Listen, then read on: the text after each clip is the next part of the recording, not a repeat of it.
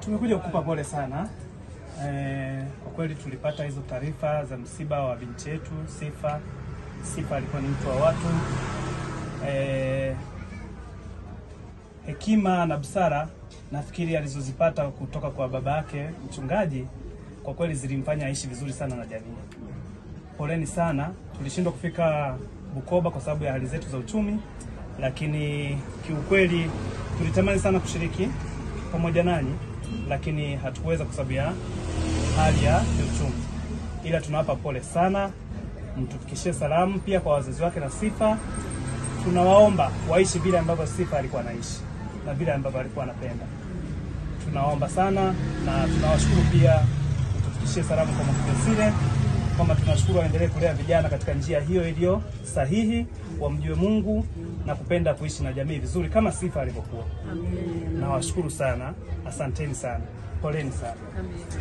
Basi nasi tuwashukuru sana kwa mioyo yenu ya dhati, kwa upendo wenu wa dhati, kutupenda na kupenda moyo wa Sifa. Na umeongea maneno ya hekima na ya busara hapa kwamba ule moyo unajengwa. Ni kweli. Ni kweli. Mungu wabariki sana watu wa Mwantengule. Nami naomba nifikisheni taarifa kwa watu wote. Kama mnavyojua mazingira yangu sio rahisi sana. Ni kweli. Mimi nawashukuru sana. Pole sana. Pole sana. Mungu aendelee kuatia nguvu. Asanteni sana majirani. Naamini kabisa kwamba mimi mazingira ya kunipata si rahisi, lakini hata hiyo njia niliyotumia inatosha kabisa kumwona mama sehemu ambayo wanafanyia kazi, na Sifa alikuwa akifanyia hapo kazi kwa sehemu kubwa. Asanteni sana. Na asanteni kwa kutambua pia kwamba tunachokifanya kina impact ya moja kwa moja kwenye jamii. Tunatengeneza namna yetu. Mpaka mmeniita mchungaji, inawezekana uchungaji wangu mnautambua kwamba natengeneza watoto, vijana, watu watakaoifaa jamii. Ni kweli wapo ambao ukiwa na moyo wa huruma na kuhangaika na kilio, mateso ya mtu mwingine, wanaita kamdomo. Na sasa hivi ndio ambao wamekuwa na mamlaka. Yaani wale ambao hawapendi upinge ubaya ndio wamekuwa na mamlaka katika maeneo fulani, na chochote utakachokuna, huruma yoyote utakayokuwa unaonyesha, wanaita kamdomo. Kada mmoja wa CCM kasema, si ni kada, si kaandika hivyo, lakini hawamshughulikii. Lakini anasema alikuwa na kamdomo sana Sifa. Kwa hiyo amewaishwa akaliwe na funza. Akasema bado mmoja. Hajaainisha nani. Lakini ni akaunti ambayo imo, nadhani mamlaka kadha wa kadha zinaona inawezekana watu kama hawa zinaona ndio wanaotakiwa, ndio wanaotakiwa kuishi, anafanya kazi nzuri, mtu anaandika kitu cha aina hii. Na pengine kauli kama hizi zinahusisha moja kwa moja na utaratibu unaoweza ukawa umetumika, Sifa akawa ameondoka mapema hivi. Lakini tuseme nini? Tunapokea pengine majirani kwa usifahamu, hawa ni wale ambao ukisikia wa Mwantengule, huu ndio mtaa tuliopo sisi, Mwantengule. Kwa ndio maana hata ukitaka upitishie propaganda ovu kwenye mtaa tulipo sisi, naamini huyo tu atakayejitokeza kusimama kama shahidi wa kusimamia hiyo propaganda atajitengenezea uadui mkubwa na jamii iliyoko hapa. Kwa sababu nafahamu tunavyojua imani ni kuifaa jamii, ni kufanya mambo ambayo kwa sehemu kubwa jamii itapunguziwa mzigo, kupinga maovu, lakini na wewe kutoshiriki kwenye maovu. Kinyume chake ni kuwa mwema, kuhamasisha mema na kutenda mema. Najua katika wakati huu ni uadui mkubwa sana kuwa mwema kwa matendo. Kwa kinywa, kwa maneno hii sawa, lakini kwa matendo sasa hivi imedhaniwa, imesemekana ya kwamba ni kujitafutia kifo, ni kamdomo, kuwa mwema kwa matendo. It's okay. Jambo linaloniumiza sana, asanteni pamoja na kushukuru, lakini asanteni niseme jambo linaloniumiza ni kwamba pongezi za mimi kulea watoto katika maadili nazipokea, lakini nazipokea kwa maumivu makali, kwa sababu moyo wangu usingetamani kulea watoto watakaopotea mapema hivi. Yani wawe na maadili, na maadili yao, wema wao utengeneze mazingira ya mashetani na mavampire kuona kuishi kwa muda mrefu kwa mtu huyo mwema ni tatizo, na wakafanikiwa adhma yao ya kumtesa kwa sura ambayo Sifa ameteswa, na hatimaye kumwondoa kwa ukatili wa namna ambavyo Sifa kaondolewa kwa ukatili na mavampire au mashetani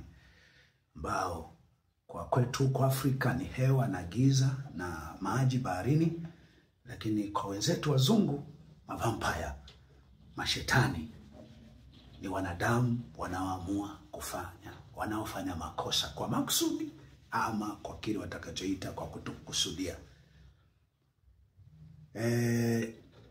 Ningetamani imani yangu na uhubiri wangu uvuke kutoka kwenye kusifiwa kutengeneza watu wenye sifa njema katika jamii, lakini wanaoweza kufikiwa kirahisi na mashetani kwa sura kama hii. Natamani sana wakati fulani hawa watoto walioumizwa hivi na mavampire na mashetani hawa,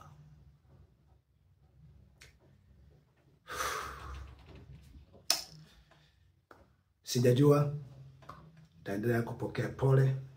Nimekuwa mtu wa kupokea pole, na hali ilivyo,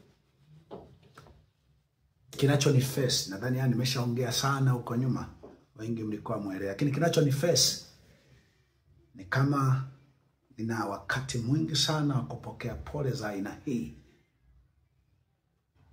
kwa sababu ya process kadha wa kadha ambazo nimeziona kwenye miili ya watu kadha wa kadha.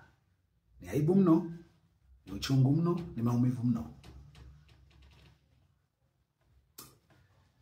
Ni kitu ambacho wakati mwingine hata imani napata ukakasi kwa Mungu gani wa aina hii atakayewaweka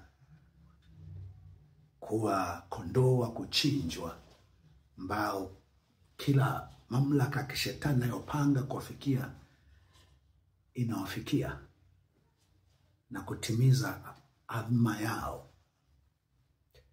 Kifumbi ni kwamba msidhani tunaweza tukaokoka kuliko Biblia. Panauma sana na inachanganya sana, na hatumchi Mungu ili tukutwe na haya kirahisi. Panauma sana.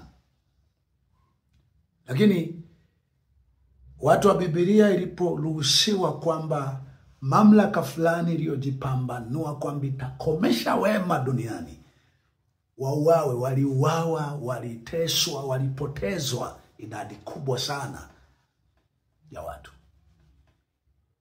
Wote tunaosoma kwenye Biblia, sehemu kubwa, asilimia kubwa, hasa Agano Jipya, waliuawa na watu kwa njia mbalimbali. Zingine hata watu hawakujua ni watu wamehusika kuwaondoa watu hao. Sasa pengine ajabu tu ni kile ambacho kiliandikwa kwenye Biblia kwamba na wengine tutakaofuata baadaye tunaweza tukaja kuingia kwenye namna hiyo ya kupotezwa na mavampaya, kupotezwa, kuuawa na mashetani.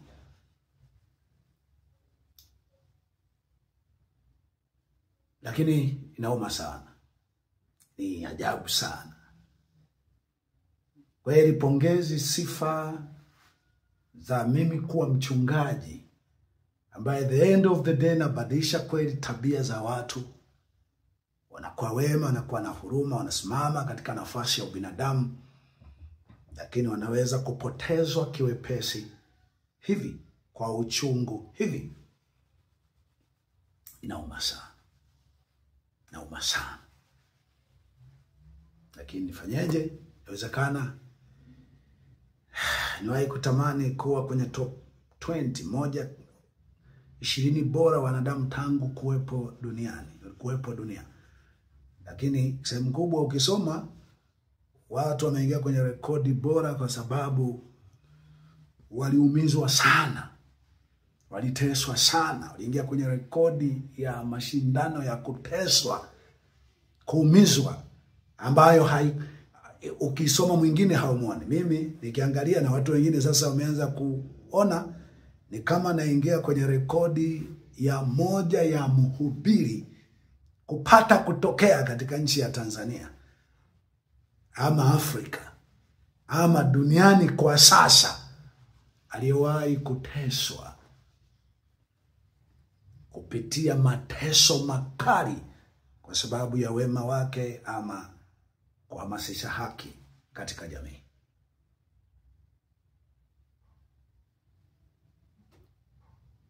Na mimi wanasema eti wote mnao tujua kwamba hivi tunavyofanya ndio hekima, ndio haki, ndio neno la Mungu. Nasema wote nyie ni machizi. Ila wale ambao wanatumiza, sema ndio wako rohoni, ndio watakatifu. Ni wakati. Lakini asanteni sana kwa pongezi zenu. Asanteni sana. Lakini ni ajabu sana. Asante kwa kunisikiliza. Hii sauti ya mtu aliyetoka gerezani. Ni mtu aliyetoka kumhifadhi Sifa Bushanga Karagwe, Chabalisa Nyamitoko. Anasema itengeneze njia ya Bwana, nyosheni mapito yake. Heri mtu atakayeteswa, atakayefungwa, atakayeuawa, ama afaye katika Bwana tangu sasa apate pumzika mara baada ya tabia yake. Tazama, Mungu mwenye haki yu karibu kuja. Hii ni maana neno Maranatha.